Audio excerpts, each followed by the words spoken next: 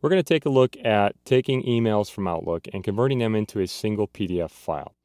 Now, this can be done in several ways. You can do it manually. You can also do it automatically as an automatic archive. Now, this includes Outlook versions 2002 and later. Version 2000 has actually been dropped from the combining here. And this is Windows only.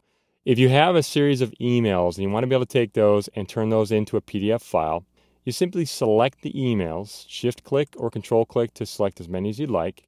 You can either right-click on them. This is new in Acrobat 9. You can right-click on them and choose Convert to Adobe PDF, or there's a button up top. You'll see it says Convert to Adobe PDF. Now, before you do this, what I would suggest doing is looking at these settings or how it is actually converted.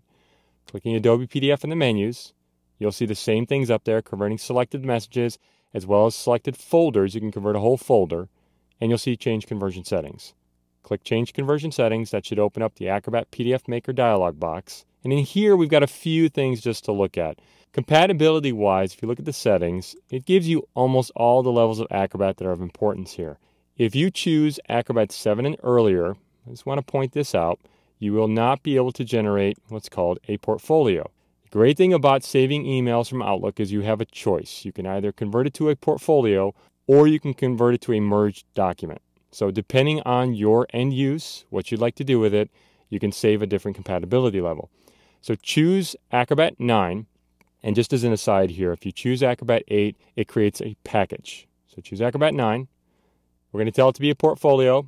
If you want to, you can view the PDF result after you're done, and right below compatibility, you'll see the attachments. This is another important thing to look at here because if you want to include them, you include them. If you don't, you don't. This is going to add file size. You just obviously need to be aware of that.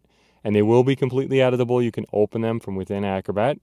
Embed index for faster search. If you'd like to, you can embed an index. That allows you to search faster. This is something new in Acrobat 8, which is the embed index. It does add a little bit of file size, and it's not completely necessary for most files.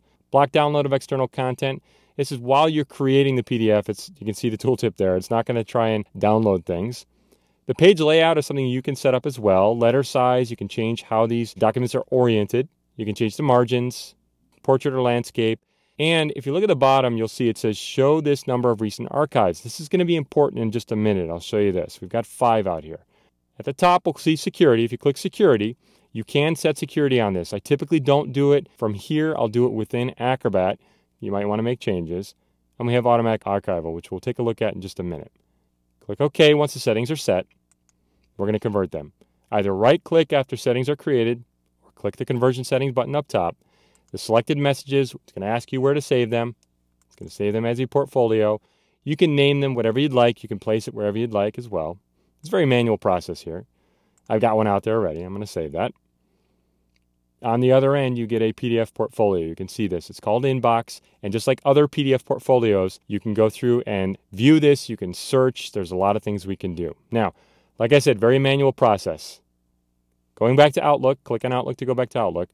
Suppose that we've got more emails that we'd like to manually add to the PDF we just created. Selecting those emails, I've just got one right here. I can either right-click and tell it to append to Adobe PDF. Now, append means add it to an existing PDF file. If you do this, it's going to ask you which PDF file. But there's a nice little shortcut here we can use. Coming up to the Adobe PDF menu, if you click on that, you will see Convert Selected Messages. It says Create New, Append to Existing, or if you look down at the bottom, it'll show you the last 5 that you've created. If you want to, you can simply click on this, the inbox, the PDF you created. What it's going to do is it's going to convert and append it to that document automatically. So you don't have to go finding it. You can keep it in a safe place, and every time you click, it will append. So there you go. There it is added. Going back to Outlook, we can see that we've got all the emails saved. Now, this is a very manual process. If you want to make it a little bit more automated, you can set up an automatic archival system. Clicking on Adobe PDF up top in the menus, you'll see that we've got Set up Automatic Archival. I want to mention this. Upgrade Acrobat 7 PDF Archive.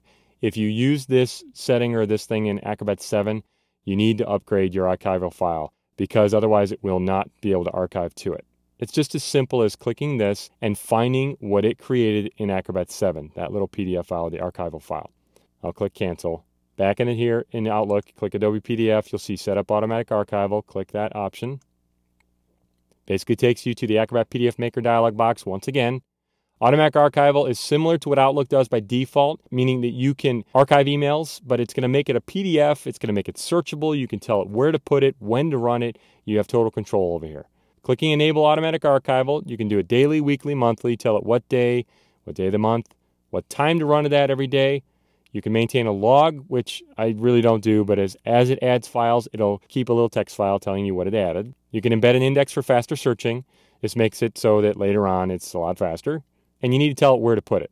So clicking Add, it'll give you a list of all the folders you've generated or created. And if you've made your own, when I do my email, I've got tons of different things for different clients. Everyone that's checked will get auto-archived into this folder, into this file. So I've got Inbox. It's going to ask me where to save the archive as. Put this somewhere where you're not going to delete it easily. You want to name it something that you can remember. So either by a client name or I just put my own name on there. It's going to keep track of it now. And if I click OK, it's going to auto-archive my inbox directly to the PDF that's in there. So it's going to start stacking those in there. This is working with Outlook, being able to auto-archive or do this manually. It's really important to understand the difference, and it can make your life a lot easier. If you have Lotus Notes, certain versions, you can do the same thing for the most part. They've allowed you to do a lot of the same archiving, either automatic or manually.